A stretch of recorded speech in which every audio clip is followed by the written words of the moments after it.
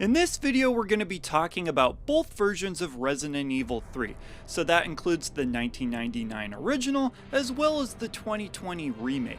Now, I've been spending the last week or so playing through both of these games, so naturally, I've got some thoughts. Of course, I want to compare the two games, and the first thing that I can say is that the remake is almost more like a reimagining, but not quite. It does follow the original game closely enough that I would call it a remake, but it does take some creative liberties, certainly a lot more than the Resident Evil 2 remake did. You know, what's kind of funny about Resident Evil 3 is that it's actually a game where everybody's favorite character is the bad guy, which is Nemesis. And sure, you could argue that the actual bad guys are the people who invented Nemesis, but my point is Nemesis is who you care about.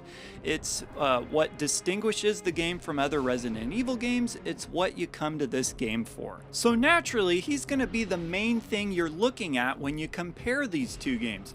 Well, I can say that he shows up a lot in both of the games. Now, I have been seeing some people say that in the remake he's not utilized as much, and the only thing I can think of people are referring to when it comes to that is that Nemesis shows up in different ways in the remake. So you don't always fight him. Sometimes he's just a cinematic cutscene set piece. Sometimes it's like a scripted action sequence. Sometimes you fight him like a boss, like straight up like a boss, and he'll have different weapons or attacks than when he's just normally chasing you. There are still quite a few parts where he's just flat out chasing you around. And very similar to the original game, he can only go so far. So you can reach safety once you run far enough. But very similar to the original game, he can catch you. You cannot just outrun him. However, one difference that I do want to point out is in the old games, it would load up different rooms when you would get to them. So it was possible in the old games that if you ran directly to the next door, he would not be able to catch you in time before you got to the next door.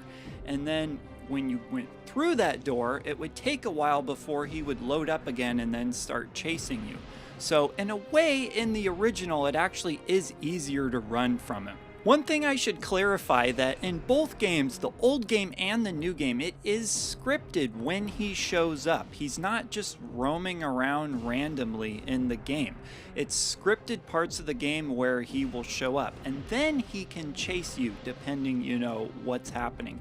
And additionally, in the original game, there will be decisions that you make sometimes when you see him. There's also times you make these decisions at other points in the game that don't have to do with him, but they usually revolve around him. It's the famous thing where the screen goes white and then it lets you choose between two options. But anyways, sometimes based on your decision you will kill him and sometimes you won't. But something that's the same in both games is that if you're able to down him, the game will give you a really useful item. So that's a great incentive for, using your precious resources to actually down him, because obviously a couple shots of a pistol are not going to do it. Okay, so here's the main point I want to make about Nemesis, how he works in these games. So the tension comes from not that he's necessarily always on your tail chasing you, but rather that you don't know when he's gonna show up again, because he pops up so frequently. Especially in the older game, it's always him chasing you. It's not like it is in the newer game where sometimes it's just a cutscene or this or that. In the old game, you're constantly wondering how much time you have between the encounters that you see him. And you always got to either have your inventory ready or, be prepared to try to run away and dodge or whatever. And that's the big thing. That works a little bit better in the older game just because he's always chasing you. That's all he does at the times that you see him. In the newer games, sometimes it's just a cutscene or whatever. However, it does still kind of work in the newer game, just not to the same degree, only because he does still show up a lot, and there are still a lot of sequences where you have to get away from him and he's a complete nuisance, and he can put you down quick. He can kill you really fast in the new game, and he's terrifying. The way he's used in the newer game almost feels like a celebration of the character, just with how far technology is advanced. Every time he shows up, it's always in such a cool way. I mean, just stuff they could not do back in the day, and it's really impressive, and it's always exciting every time he shows up. I should also give the remake some credit for the boss battles that it came up with, because they do some really creative stuff. In the original game, you mostly just see Nemesis in the straightforward way of running away from him with his rocket launcher, and that's pretty much it. There is one time that it is a little bit different at the end of the game, but in the new game, in the remake, they come up with all sorts of different boss battles, and I believe there's 4 times you fight him just straight up like a boss battle, and there's different things he will do based on the context that you're fighting him in. Now, as far as the story and the plot goes, the remake does follow the original game, like I mentioned before. Of course, it takes some creative liberties, but it follows the same basic idea of the story. And then actually, if you read a lot of the notes that are scattered around the game, it will even fill in some details and further elaborate on some things, not only from the original Resident Evil 3, but it also kind of fill in some funny gaps about some stuff from the Resident Evil 2 remake, so I enjoyed that as well. Now, as far as how the story is presented, of course the original game had that late 90s cheesy type of charm to it that we all know and love. But the new game takes a little bit more of a serious tone for sure. A lot of the cinematics are of course more fleshed out. And one thing I think a lot of people would agree with for sure is that Carlos is a lot more likable in this game. He just is. He was kind of a doofus in the original game, which, you know, has its own charm. For sure, and yeah, like a lot of that is just that voice acting is a lot better now, so it just kind of depends what you're looking for, but I do like both of them because they are very unique to each other. Another thing that's definitely a lot different in the remake is that it is much scarier. Of course, the original had a tension in its own way as far as just worrying about Nemesis, but there are some really scary parts in the remake. There's this one part with spiders where if you don't like spiders, you are not gonna like this part. And if you do like spiders, you're not gonna like spiders after this part. Now, as far as how these games stack up as Resident Evil games, they're definitely a little more on the action-oriented side, definitely more leaning towards the Resident Evil 4 style.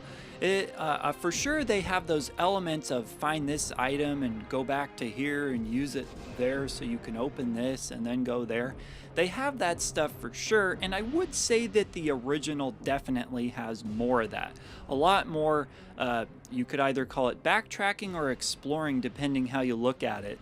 For me, I looked at it as exploring, being able to go back and figure these things out. I really enjoy that aspect, but in the remake it's a little bit more like, okay, you're here and now you're done with that section and then you go to the next one. Oh, and one more thing I want to point out. I've seen a lot of people talking about how the clock tower is not in the new game.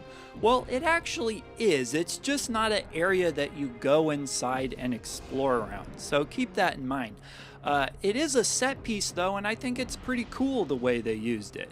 But anyways, I just wanted to point that out. Really, the biggest thing for me that was missing in the remake that was in the original game was the ink ribbons. The typewriters are of course there to save, but actually funny enough, there's a ton of typewriters in the remake. So if you're worried about being able to save enough, you'll be fine in this game if that's something that bothers you. But for me, I like that old classic style of only having a certain number of ink ribbons to save your game. To conclude, I think that both Resident Evil 3 games are always gonna live in the shadow of the Resident Evil 2 predecessors that came before them. Back in 1998, the original Resident Evil 2 set huge expectations for the series. I mean, that was a really big game.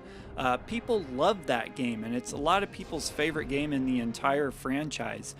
So that set the expectations really high for the original Resident Evil 3, much like the Resident Evil 2 remake set huge expectations for this Resident Evil 3 remake. And not a lot of people know this, but Capcom actually did not use their primary development team to make the Resident Evil 3 remake. They used it to make the Resident Evil 2 remake because that's what fans like more. So of course they're going to put more of their resources into that. Now, could they have just waited and let that team work on the Resident Evil 3 remake after? Sure, but they wanted to get it out sooner, so that's what they did. Clearly, Capcom wanted their primary development team working on the next project. But anyways, those are my thoughts, and of course I want to hear yours, so be sure to leave those comments down below, and I will see ya in the next video.